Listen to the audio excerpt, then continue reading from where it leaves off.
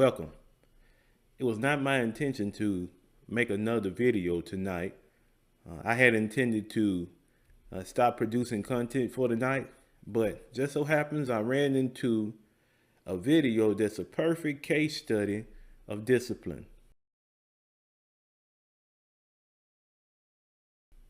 Now, in this particular video, we'll notice that discipline is closely linked to self-control, composure, being able to keep oneself from coming out of character. And so the video that we're about to consider is a debate between Governor Maddox and Mr. Jim Brown. So let's see what we can learn from this situation when it comes to discipline.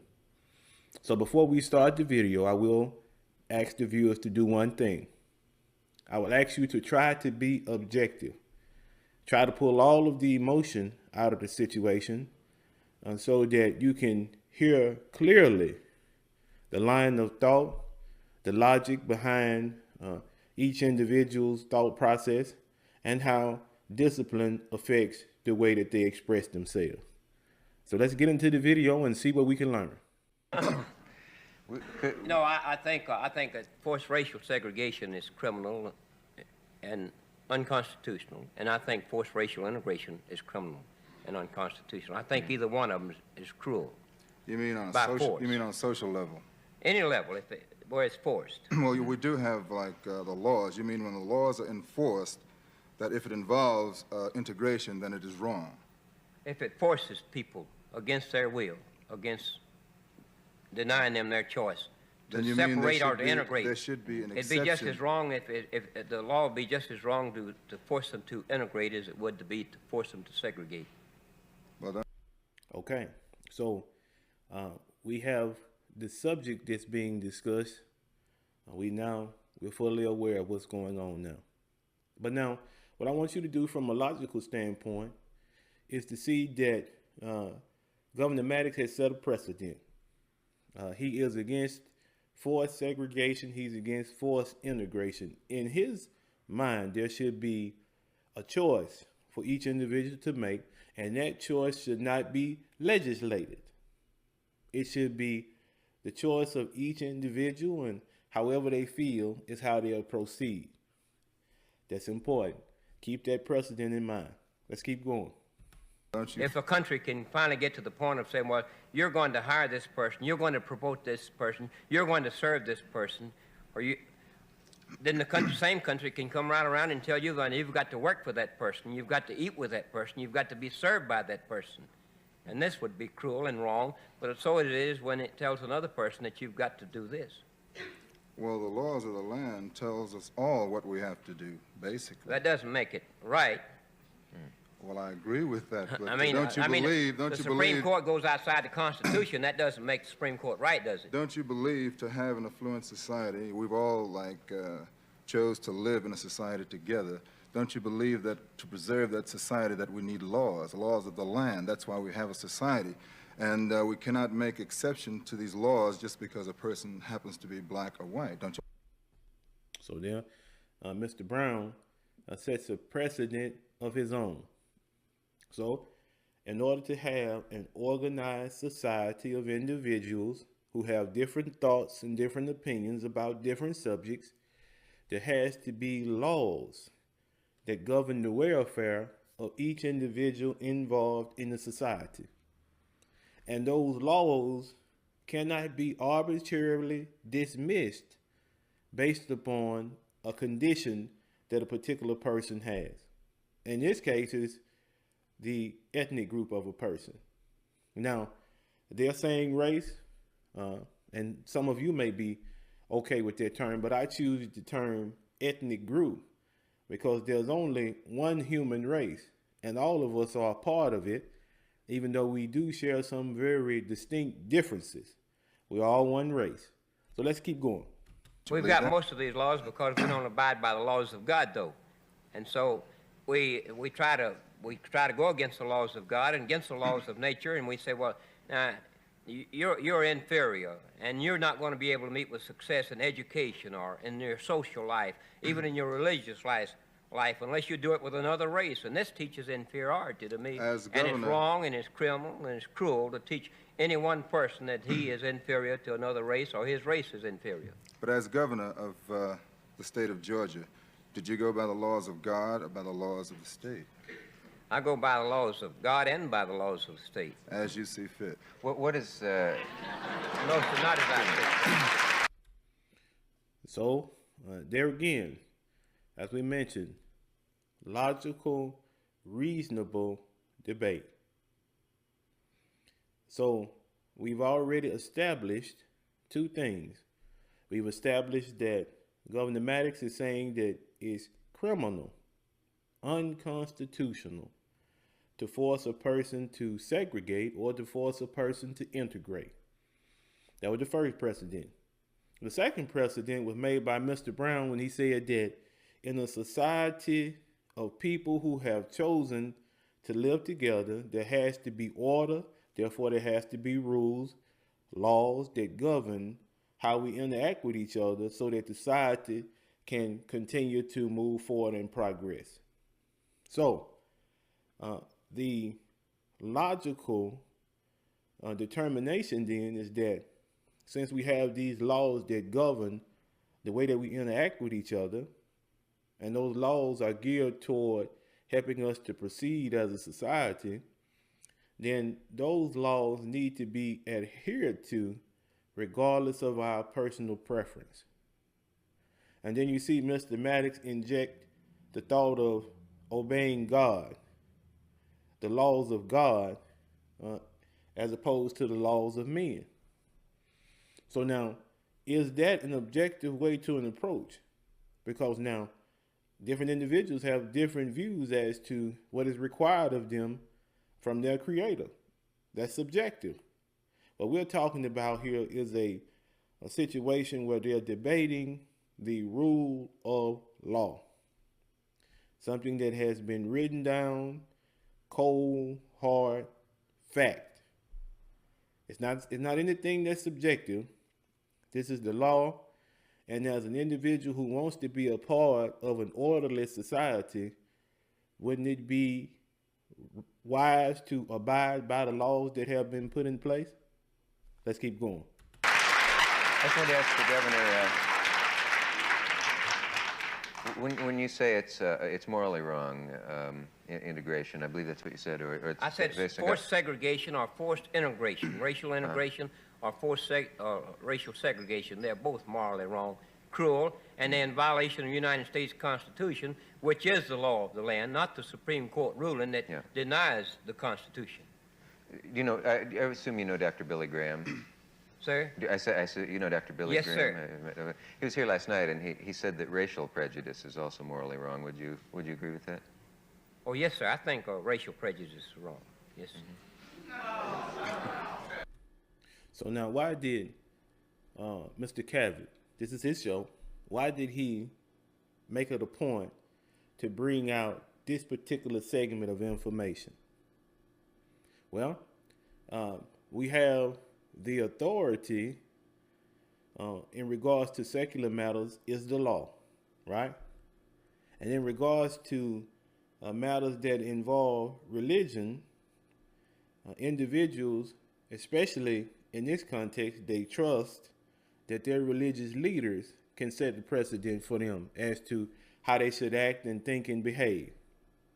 So Mr. Cavett is saying that even from a moral standpoint, and as we mentioned, since he brought God into the situation, then quite naturally then religion would dictate morality. And so here you have a religious leader that's saying that racial prejudice, one of the main causes of racial segregation, is morally wrong. So from religion's standpoint, racial prejudice is not acceptable. So on both fronts, we have a precedent set. Let's keep going. We have more, our government's probably practicing more prejudice today than they ever practiced in all the land so far as between the black and whites. There was a quote that you made on the fight in Miami that Muhammad Ali participated in with Jerry Quarry. And, well, not in Miami, but in Atlanta. But black people always felt that Atlanta was the model city of the South because of its integration and because of the participation in economics of black people. And your statement on the day of the fight was something like this, that it's a dark day in Georgia because this fight is being put on. Now, the law of the land said that a man can participate in his particular profession unless he is in jail. I felt very happy that this fight took place in Atlanta. How did you feel about it? I felt very sad. And why was that? Here's a man that has said, well, here I want to fight in the ring for money, but I won't even wear the uniform of my country. He says that I can't do this, but in other words, I'm going to act different from these other people who stand up for their country and put on the uniform. Had they not fought for this country, if they were not even fighting today and wearing this uniform, that he could not even get in a ring and fight and be a free man to but fight. Isn't it true so he's helping to tear down this country with this philosophy, with this belief. Suppose every American, Mr. Brown, suppose every American had decided that they were not going to put on the uniform of their country and not fight for it. So now, the conclusion that Mr. Maddox came to, was it a logical one? Let's go back. Let's think about something. The precedent that Mr. Maddox set was that he believed it was unconstitutional. It was against the law to force an individual to integrate or to force an individual to segregate. It was against the law. And so the reason why he felt that way is because there is no choice in the matter. You're being forced, which is the very definition of removing an individual's options in a situation. But then at the same time, do you see that Mr. Maddox is also saying that there should be no choice when it comes to an individual going off to war to fight individuals who they have no personal grievances with? And so you hear the rhetoric that he mentioned about individuals putting on the uniform and going to fight for their country. He was not willing to do that, Muhammad Ali, but he was willing to get in the ring and fight an individual for money. Now, is that a logical fallacy that he came up with? Because think about it for a sec. Think about it. The ability for Mr. Ali to get in the ring and fight his opponent, that ability is a choice that he makes. He can choose to fight, he can choose not to fight. But as Mr. Brown mentioned, this is his profession, and so he chooses to engage in this profession to take care of himself and his family. But now, when it comes to the situation of war, at that particular time, Muhammad Ali had been drafted. And the only thing that's being said here is not saying that it's wrong to fight for your country. That's left up to the individual. But the very decision to go and fight or not to fight should be a personal choice decided by each individual. And if it is a personal choice that's decided by each individual, there are undoubtedly going to be individuals that see things the way Mr. Maddox sees them. They're going to volunteer. So the conclusion that he reached is not one that's based on logic and clear thinking. We can see that emotion is starting to erode the discussion. It's starting to push logic out. Let's keep going. We wouldn't have a United States of America, and I couldn't be on your show, and you probably wouldn't even have a show tonight. It true? If everybody had that attitude, and I don't like it, and I don't care whether you like it, don't care who don't like it. Well, I did serve my time, which, of course, I was a little before Muhammad Ali, and I was not maybe as intelligent as he is, because he was the first individual, I think, in this country that came out and said he had nothing against the Viet Cong. I think there were two other politicians in the country that made a very similar statement later. The late Bobby Kennedy came back from Vietnam and basically said the same thing. At the time, it was not a popular stand to make, but today it is a very popular stand. In fact, we have a lieutenant that's on trial now for certain things that happened in Vietnam. But I am saying that this man followed the law of the land. He made his stand. He has been fighting through the courts. He has gone to the higher courts, and he will go to jail if he is proven guilty. Well, I hope now, he does go. I hope, finish? because I think he's guilty of treason. Can I finish? Can I finish? Don't you feel that whenever a man goes through the courts, that he is abiding by the laws of the land, and that man who is willing to stand up with that decision is a brave man, regardless of what his beliefs might be? I know a lot of Southerners who, you know, really like black people, and, you know, they portray them. So now,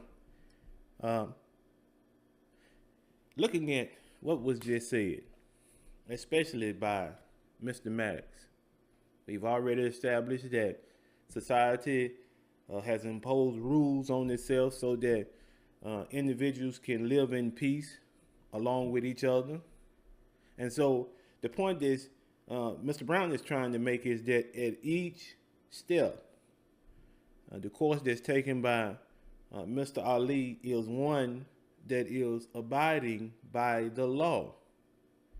Even if he's found guilty and he has to go to jail, that's a sacrifice he's willing to make because, as he mentioned, he had no quarrel with the Viet Cong.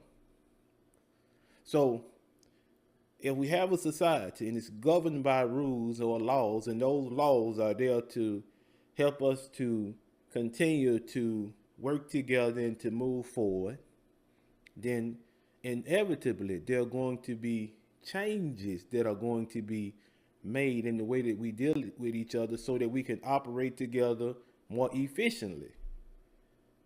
That's the whole purpose of society. So let's keep it going.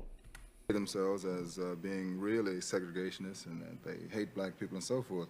But I know some black people feel the same way, but I don't know any Southerners that don't like, white Southerners don't like blacks. Do you know of any? Can you name one? I'll tell you something. That's a very interesting point. Can you name one? No, I'm going to answer that question. It's an interesting point, you see. It is, yeah. They like black people, but they like them in a role, you see. They like them when they're very humble and they're very loyal. I like humble people whether they're white or black, don't you? I know, but you see... And loyal people whether they're black or white, don't you? The white people have the choice. You don't like them loyal You don't like the black people to have the choice, you see. It's only a matter of choice. I want black people and white people to have choice. Well, You got it all mixed up. You're trying to twist it around. No, I'm only trying to agree with you. Would you let me finish? If you'll tell the truth. Well, I'm only making an analysis, really. So at this particular point in the conversation, the exchange of thoughts, the desire to understand each other has broken down. Because you see, you can't have successful dialogue in an unreasonable situation. If the person that sits across from you makes themselves unreasonable, then you can't have dialogue. And so it's clear that Governor Maddox feels that Mr. Brown is being unreasonable, and it's clear that Mr. Brown feels that Mr. Maddox is being unreasonable. But in all of the things that have been said, what I would like to highlight is that discipline comes in when an individual, as we mentioned, is able to keep their composure. They don't let emotions drive them. They're able to keep their composure. And so the individual in this particular setting who keeps their composure, despite insults, despite things that are said that are meant to evoke a emotional response.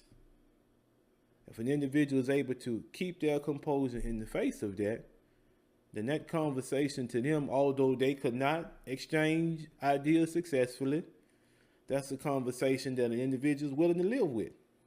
They can go away from that conversation and maybe they would hope that it went better than it did, but they did the best that they could do.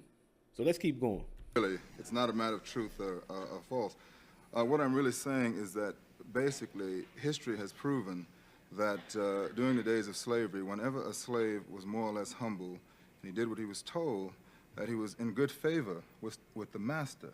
But whenever a slave was too educated, if he became aware of his own self and he wanted to become more than the master wanted him to become, then he was a bad slave. He was then put down because he represented a threat to the already established kind of white society. Let me say this. Those situations are true with white people and black people. Now, you're just trying to point it at black people only. Because but they've been that's throughout the the history subject of the we're world. talking about. There's been discrimination. Black against black, black against white, white against black, and white against white. There always has been, there always will be. And you're not going to wipe it out, and Tricky Dick's not going to wipe it out, and the Supreme Court's not going to wipe it out. You're not addressing it. You're not addressing Are you your referring answer to to my me as question. Tricky Dick? No, you know who I'm talking about. Oh, you weren't? Oh. So now I will include a link to the entirety of this segment of the interview, the debate between Governor Maddox and Mr. Jim Brown. The video in its entirety is about 13 minutes and 14 seconds. We covered about 9 minutes and 15 seconds of it. So the rhetoric that follows is not really one of trying to communicate thoughts effectively. It has, in a sense, broken down to insults and negative thoughts and expressions. So that's of no benefit to us. But if you notice throughout, logic and reasoning, in the beginning of the conversations, there were precedents that were made. And in order to have a reasonable, logical conversation, when precedents are made, those precedents have to be in keeping with each other, or logic breaks down. And so discipline comes into play is when an individual is able to see through the emotion that's involved with the subject that's being discussed and see the truth behind what's being said. Because we know there was truth involved in what Governor Maddox said. There was truth involved in what Mr. Brown said. And they were there to help each other to understand the truth that was involved in both arguments. It's a shame that the conversation didn't go in a positive direction. But we can see what happens when an individual loses their discipline in a certain situation. They lose their composure, and then that composure in turn causes the conversation to deteriorate into nothing but an argument. So discipline is needed, especially in situations where it calls upon us to see the viewpoint of someone that may be our polar opposite. As always, we thank you for supporting us. Be easy.